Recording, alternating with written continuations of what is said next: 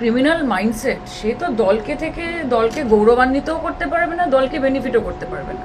এবং আমি একটাই কথা বলছি যে কোনো রকমের প্ররোচনা, প্রভোকেশন এবং তার সঙ্গে কারা সাপ্লাই করছে, কারা হাতিয়ার যোগাচ্ছে, কারা টাকা যোগাচ্ছে, কারা প্রত্যক্ষ বা পরোক্ষভাবে ব্রেন ওয়াশ করছে, উস্কানিমূলক জিনিসপত্র করছে, সবটাকেই কনসিডার করতে হবে।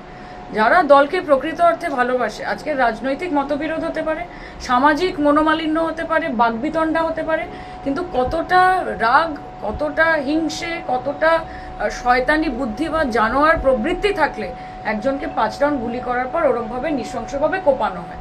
কাজে এই মানুষটা সমাজের যে স্তরেই থাকুক, যে কোনো দলেই থাকুক, কোনোদিন কারোর ভালো করতে পারেন না। দলের মতো উনি থেকে মির্জাফরের কাজই করছিলেন। মির্জাফর তো দেখুন, মির্জাফরের সাথে পরিচিতি তৃণমূল কংগ্রেসের রয়েছে।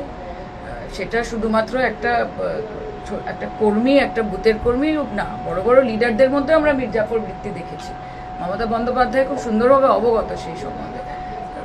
ফিল্টার করতে হবে। ভাঙড় তৃণমূল কংগ্রেসকে শকাত দেয় এবং গোটা সমগ্র ভাঙড় তৃণমূল কংগ্রেস টিম যেই পর্যায়ে নিয়ে গেছে, মানুষের অ্যাকসেপ্টেন্স, সেটা আমরা ভোটের বাক্সে দেখেছি যে মানুষের সমর্থন রয়েছে আমাদের সাথে।